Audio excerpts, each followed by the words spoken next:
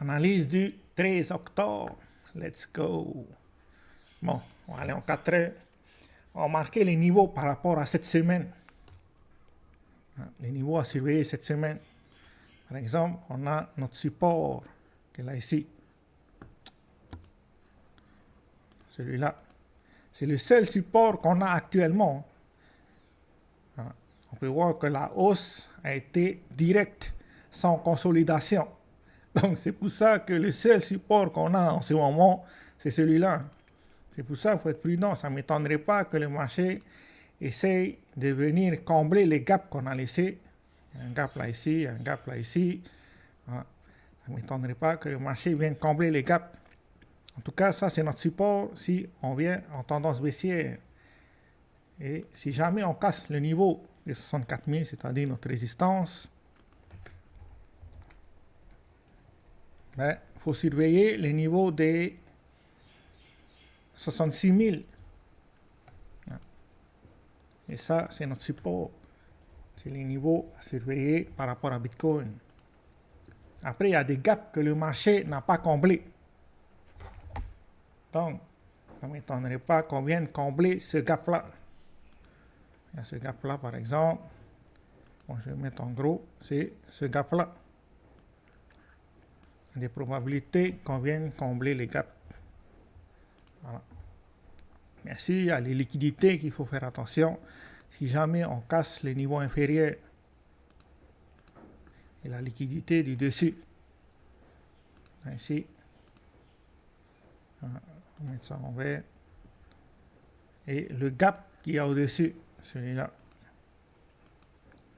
Donc, c'est les niveaux à surveiller par rapport à Bitcoin. Voilà. Après, comme j'ai dit, ça ne m'étonnerait pas qu'on vienne combler les gaps. Peut-être qu'on essaye de faire la troisième épaule avant de venir combler les gaps qu'on a laissés. C'est après avoir comblé les gaps qu'il faut surveiller.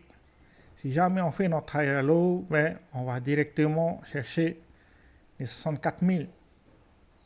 Donc, ça pourrait être intéressant de se placer sur ce côté-là, c'est-à-dire sur la structure haussière. Si à ce niveau-là, il n'y a pas de demande sur le marché, il faut surveiller notre support. Comment le marché réagit à ce niveau-là. Si on fait un fake out, on attrape la liquidité avant de reprendre une structure haussière et d'aller chercher les niveaux des 64 000, bien sûr, on casse directement et on prend une tendance baissière. Voilà, ça c'est pour un chemin baissier.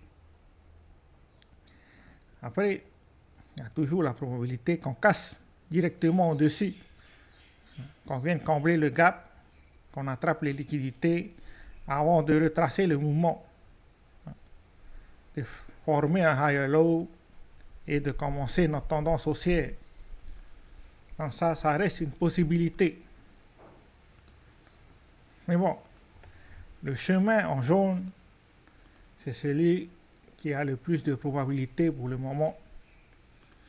Parce que si on regarde en une heure, on peut voir qu'on a cassé la structure haussière et qu'on commence une structure baissière. C'est-à-dire qu'on a cassé ce niveau-là. Voilà. On avait déjà cassé notre niveau qu'on a marqué hier, mais ça s'est confirmé aujourd'hui. On a clôturé sous ce niveau-là. C'est pour ça que le chemin en jaune ne m'étonnerait pas. Et qu'on vienne essayer de combler ce gap-là. Soit on comble la totalité du gap et on vient chercher des niveaux inférieurs, soit on comble une partie du gap avant de reprendre une structure haussière. En tout cas, cette semaine, ça pourrait être très très intéressant sur le marché.